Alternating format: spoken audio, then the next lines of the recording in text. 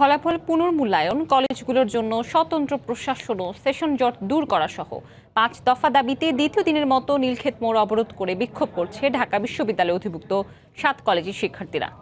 ষড়যন্ত্র আর এই জন্য শিক্ষার্থীরা আসলে সকাল থেকেই গতকাল যেমন সকাল থেকে আন্দোলন করেছে, আজও একই অবস্থায় আন্দোলন চলছে। সেই সকাল ১১টায় রাজধানীর নীলক্ষেত মোড়ে তারা অবরোধ করে আন্দোলন শুরু করে।